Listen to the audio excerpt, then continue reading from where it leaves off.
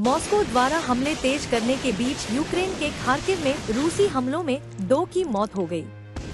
नवीनतम बम विस्फोट तब हुए हैं जब रूसी राष्ट्रपति पुतिन ने कहा है कि खार्किव हमले का उद्देश्य एक बफर जोन बनाना है। स्थानीय अधिकारियों का कहना है कि यूक्रेन के उत्तर पूर्वी शहर खार्किव में रूसी निर्देशित बमों में कम से कम 2 लोगों की मौत हो गई है और 13 घायल हो गए हैं, क्योंकि रूस ने इस क्षेत्र में अपना बड़ा सैन्य आक्रमण जारी रखा है। यह तुरंत स्पष्ट नहीं हो सका कि शुक्रवार को बम किसको निशाना बना रहे थे, लेकिन क्षेत्रीय गवर्नर ने कहा कि घायल हुए लोग नागरिक थे।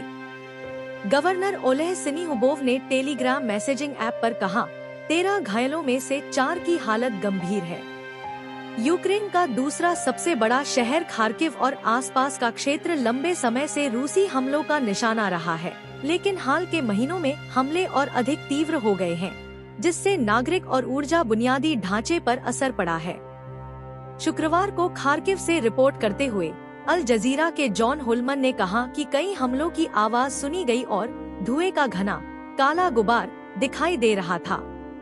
उन्होंने बताया, हमें अभी तक नहीं पता है कि क्या प्रभावित हुआ है, अगर यह कारखाने या आवासीय बुनियादी ढांचे हैं।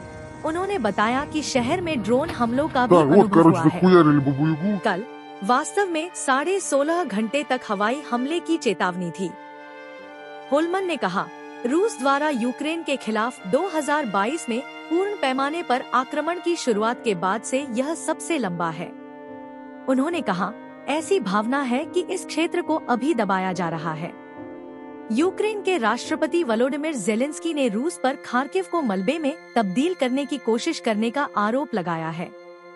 मॉस्को ने जानबूझकर नागरिकों को निशाना बनाने से इनकार किया है, लेकिन यूक्रेन पर उसके आक्रमण शुरू होने के बाद से हजारों लोग मारे गए हैं और घायल हुए हैं। रूसी राष्ट्रपति व्लादिमीर पुतिन ने शुक्रवार को कहा कि रूस के साथ सीमा पर स्थित खार्किव क्षेत्र में आक्रामक का उद्देश्य एक बफर जोन बनाना है और क्रेमलिन की खार्किव शहर पर कब्जा करने की कोई योजना नहीं है। चीन की यात्रा के दौरान पत्रकारों से बात करते हुए पुतिन ने कहा कि रूस के पड़ोसी बेलगोरोड क्षेत्र में यूक्रेन की गोलाबारी के जवाब में मॉस्को ने अपने हमले शुरू किए। रूसी नेता ने कहा, मैंने सार्वजनिक रूप से कहा है कि अगर यह जारी रहा तो हम एक सुरक्षा क्षेत्र, एक स्वच्छता क्षेत्र बनाने के लिए मजबूर होंगे। हम यही कर रहे हैं। उन्होंने कहा कि रूसी सैनिक योजना के अनुसार प्रतिदिन आगे बढ़ रहे थे। 10 मई को शुरू हुए खार्किव हमले पर पुतिन की पहली टिप्पणी थी। इस ऑपरेशन ने युद्ध में एक नया मोर्चा खोल दिया है और कुछ ही दिनों में हजारों यूक्रेनियन विस्थापित हो गए हैं। यह टिप्पणी रूस के कब्जे वाले क्रीमिया प्रायद्वीप पर एक बड़े यूक्रेनी ड्रोन हमले के कुछ घंटों बाद आई है, जिसके कारण सेवस्तोपोल शहर में बिजली कटौती हुई, क्योंकि पहले के हमले में एक एयरबेस पर विमान और ईंधन भंडारण क्षतिग्रस्त हो गया था। रूसी अधिकारियों ने कहा कि शुक्रवार को हुए हमलों में एक रिफाइनरी में भी आग लग गई। ज़ेलेंस्की ने इस सप्ताह खार्किव की यात्रा की क्योंकि यूक्रेन की सेना ने कहा कि वह रूसी आक्रमण को आंशिक रूप से रोकने में कामयाब रही है। सबसे खास बात यह है कि सेना ने कहा कि उसने रूस को रूस की सीमा से 5 किलोमीटर 3 मील दूर वोवचांस्क पर कब्जा करने से रोक दिया है। ज़ेलेंस्की ने गुरुवार को टेलीग्राम पर एक पोस्ट में कहा, खार्किव क्षेत्र में स्थिति आम तौर पर नियंत्रण में है और हमारे सैनिक कब्जाधारी को महत्वपूर्ण नुकसान पहुंचा रहे हैं। हालांकि यह क्षेत्र बेहद कठिन बना हुआ है। यूरोप में नाटो के सर्वोच्च सहयोगी कमांडर जनरल क्रिस्टोफर कैवोली ने कहा कि उन्हें विश्वास नहीं है कि रूस की सेना के पास खार्किव क्षेत्र में रणनीतिक सफलता हासिल करने के लिए पर्याप्त संख्या में सैनिक हैं और उन्हें विश्वास है कि यूक्रेनी सेनाएं वहां अपनी पकड़ बनाए रखेंगी।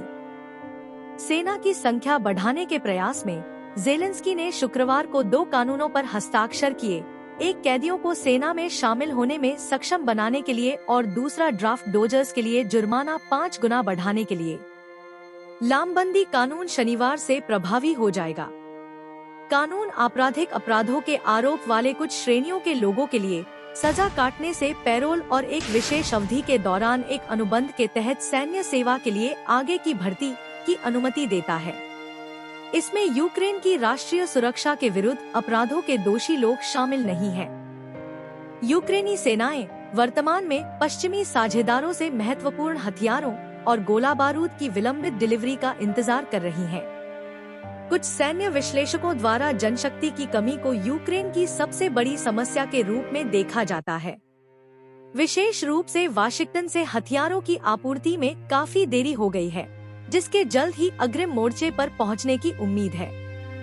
डेनमार्क ने कहा कि वह यूक्रेन को एक नया सैन्य सहायता पैकेज भेजेगा, जिसमें ज्यादातर वायु रक्षा हथियार और तोपखाने होंगे, जिसकी कीमत लगभग 5.6 बिलियन क्रोनर (815.5 M) होगी।